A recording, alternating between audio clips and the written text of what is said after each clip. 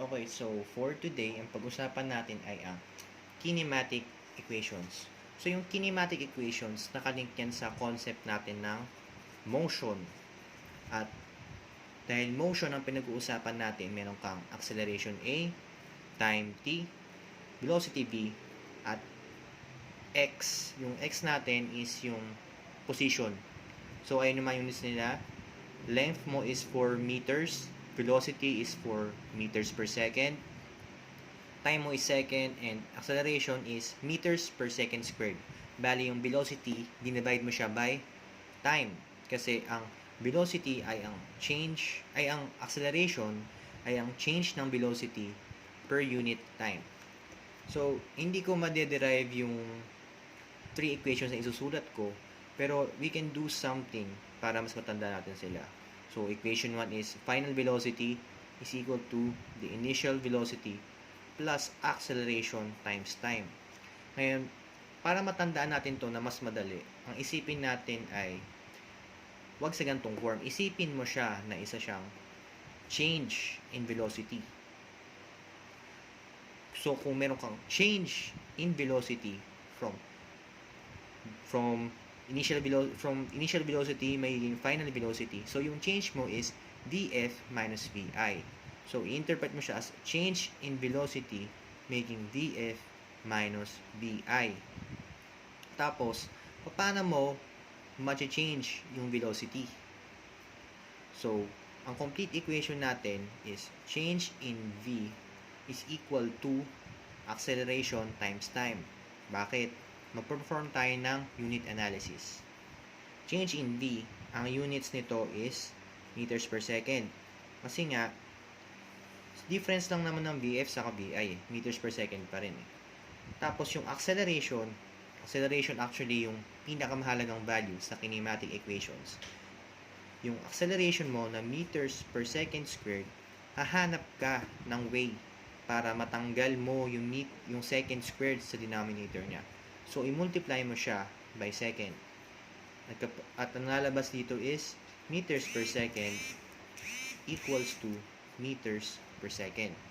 So, goods na tayo dyan sa Vf equals Vi plus 80. Pwede mo siyang isipin as, how do I change velocity?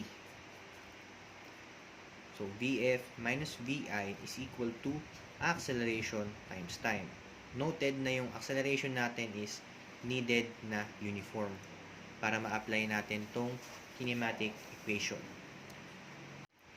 Okay, so done na tayo sa equation 1 na change in V is equal to acceleration times time. So, change muna tayo ng papel. So, kung meron ka ng change in V is equal to acceleration times time, paano mo naman i-explain yung iba pang equations? Meron pa kasi tayong equation 2 para sa kinematic equations natin. At related naman to sa position x. Position mo in meters. So, di ba kadalasan sinusulat natin as xf, final position is equal to x sub I.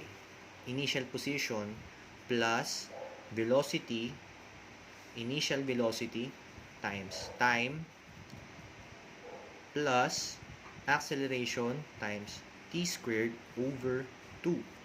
So, paano ba natin mabivisualize to na mas maayos? Tulad ng ginawa natin kanina, imbes na isipin mo siya as xf equals xi, mag-unit analysis tayo para maisip mo siya as a change of the quantity na position. So, gawin mo siyang change in x. So, yung change in x mo is xf minus xi, bali nilipat mo lang sa kabilang xi. So, kung meron kang change in x, at ang units ng change in x mo is in meters, then, hahanap ka ng way para maging meters ang velocity mo at ang acceleration mo. So, let's start. Paano mo gagawin yun? Velocity initial, meters per second. So, paano mo matatanggal yung second nito at magiging meter lang? I-multiply mo siya sa time. Next, plus mo pa siya sa isang term. Tapos, yung term na yun, tandaan mo na link yung acceleration. I-change mo si acceleration na meters per second squared into meters na lamang. So, paano mo gagawin yun? Sulat lang natin, times S. Sulat lang natin yun as yung A meters per second squared, ita-times mo siya by T squared. Ini-square mo yung time. Kaya natanggal yung second square dito. Ngayon, saan galing yung over 2? Sa totoong derivation nito, sa longer derivation nito, makikita mo yung significance ng over 2. Whether sa integral pa to o sa algebraic. Pero sapat na para matandaan natin at maintindihan natin kung paano ito gagamitin na kasi siyang change in position na yung sa left side niya isa siyang change in position, tapos sa right side niya is gagawin mong position yung velocity at gagawin mong position din itong acceleration. So actually meron pang pangatlong equation. Ito naman ay related sa squared ng mga velocity natin. So ang pagkakatanda ko, ito yun, di ba? Vf squared, yung final velocity mo ay i-square mo times velocity initial squared plus 2a change in x. Ito talaga, may change in x talaga siya. So, paano mo ito i-scan? Ganun, pwede mong gawin yung ginawa mo sa, sa number 1. Gawin mo siyang change in velocity squared is equal to acceleration change in x. So, kung ang unit analysis natin dito is meters per second ito. Tapos, pag in-square mo si meters per second, edi meters squared per second squared. Then, para makontra mo tong meters squared per second squared at sa kabila ay maging meters squared per second squared lang din, ang usual na gagawin mo is ganito. Yung acceleration, hanapan mo ng way para yung meters per second squared ng acceleration ay maging meters squared per second squared. So, paano mo gagawin yun? E di yung A na acceleration mo, i-multiply mo sa length, sa change in x, dahil meters siya. So, meron ko na meters squared per second squared sa magkabilang dulo. Tapos, yung coefficient na 2 sa side na to is para lang yung reasoning natin. Pag dinerive mo talaga to, the long method, makikita mo kung saan nanggagaling yung mga 2. Pero enough na sa purposes natin para mas maintindihan sa simpleng definition ay yung form na ganito. So, para matesting natin kung naiintindihan or gumagana nga itong equations na ito, let's start with an example. So, let's start. Papalitan tayo ng papel. Ito ang ating example. Para lang ma-demonstrate natin kung paano ba ginagamit yun.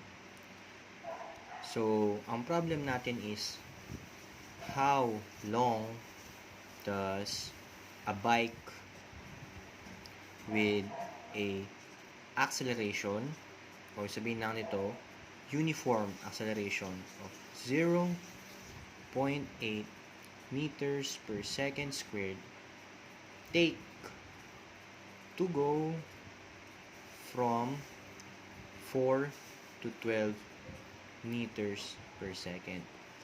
So, una mong gagawin para ma-solve mo yung simpleng problem na to is identify mo muna kung anong given sa'yo. So, given, mag-start tayo sa units. So, 0.8 meters per second squared. Kasi pa lang sa unit, alam mo na kung ano to. Acceleration is equal to 0.8 meters per second squared. Tapos, take to go from 4 to 12 meters per second. So, isabihin, 4 meters per second din to, 12 meters per second to. So, kung ang meters per second unit mo, V is equal to 4 meters per second initial. VF is equal to 12 meters per second. Tapos, ano ba yung unknown mo? Ang tanong niya is how long How long? So, unknown is time t. So, sulat mo ulit yung kinematic equations na alam natin.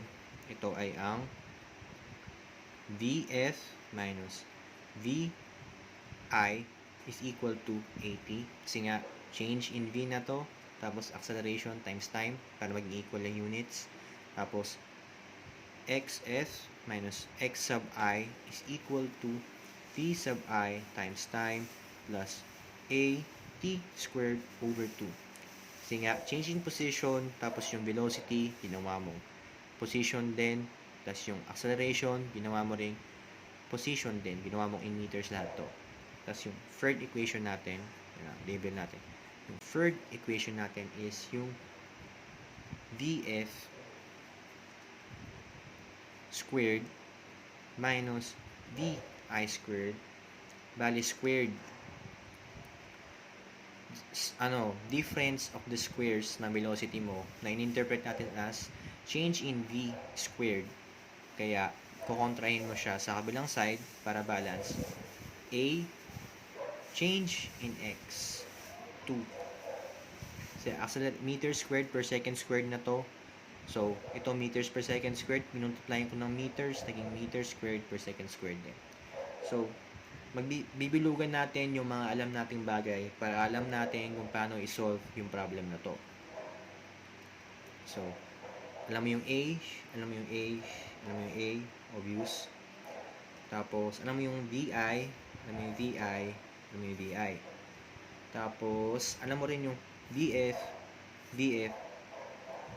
So, nakikita mo sa equations na to na ang solvable natin is yung 1. Dahil, yung tatlong bagay dito, alam niya na lahat. At yung T na lang, yung hindi natin alam. At yung T naman, yung unknown natin. Kakaon mo. Pero pag ginamit mo yung position, meron kang 1, 2, 3, 4. Actually, 1, 2, 3 lang kasi T to, tas T squared. 1, 2, 3 variables na unknown. Tas dito naman, alam mo yung VF, sa alam mo yung VI. Alam mo rin yung A. Pero, hinahanap mo ba si change in X? Hindi naman, di ba? Pwede mo rin namang isolve muna si change in X, tapos i-plug in yung change in X para ma-solve ito, tapos same rin yung sagot. Pero, syempre, pinakamadaling paraan para isolve to at yung obvious na way para isolve to is ganito gawin natin. Yung change in V mo, so kunin mo yung change in V, 12 minus 4 meters per second is equal to 0.8 meters per second squared times T. So, magkakasubukan na po tayo sa algebra.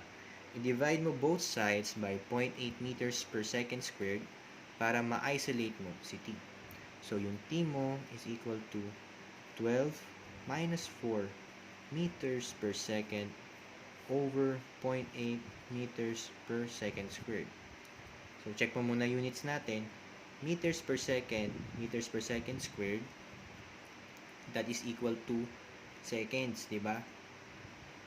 Kasi, yung meters per second mo, cancel na yan. Tapos, S squared over S yung mangyayari dito.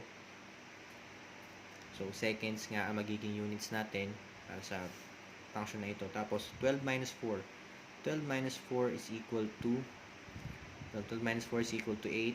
As 0.8 is 0.8 pwede mo siyang isulat as 8 over 10. So, base sa logic kanina, 8, 8. Tapos, dahil naka-reciprocal naman yan, magiging 10 seconds ang result mo.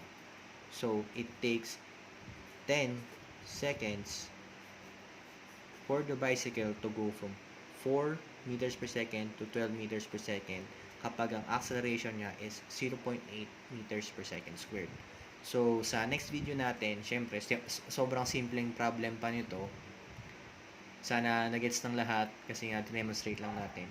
Sa next problem, magde-demonstrate tayo ng compound naman.